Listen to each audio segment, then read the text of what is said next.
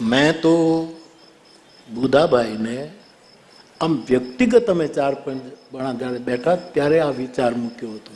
એણે આજે સાર્વજનિક કરી નાખ્યો. સાર્વજનિક વિચાર તો મેં ઘણા વખતથી પહેલા કહ્યું કે પ્રજા વત્સલ, મારી પ્રજાનું કલ્યાણ થાવ એવું જીવનાર એક પુણ્ય શ્લોક મહારાજા કૃષ્ણકુમાર સિંહજી, એના નામે યુનિવર્સિટી તો થઈ જ, અને એમાં પણ જે રીતે થઈ તે પણ થઈ. મહારાજા કૃષ્ણકુમાર યુનિવર્સિટી ભાવનગર.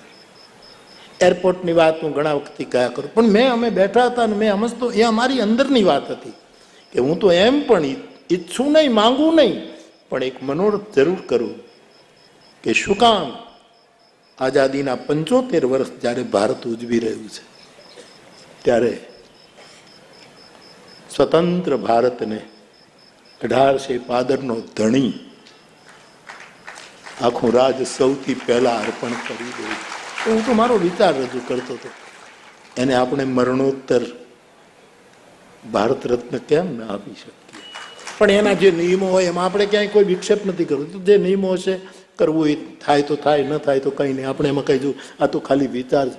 પણ કોઈ કરે ન કરે, હું તલગાજરડાનો બાવો આજ આખી કથા કૃષ્ણકુમાર સિંહજીને સમર્પિત. એમાં રાજમાતા પણ આવી ગઈ, એમાં સર પ્રભાશંકર પટણી પણ આવી ગયા, અને એમાં 1800 પાદરની જનતા આવી ગઈ. આ વખતની મારી કથા હું પુણ્ય શ્લોક રાજવી મહારાજા કૃષ્ણકુમાર સિંહજીને, બધા રાજી છો ને આમાં?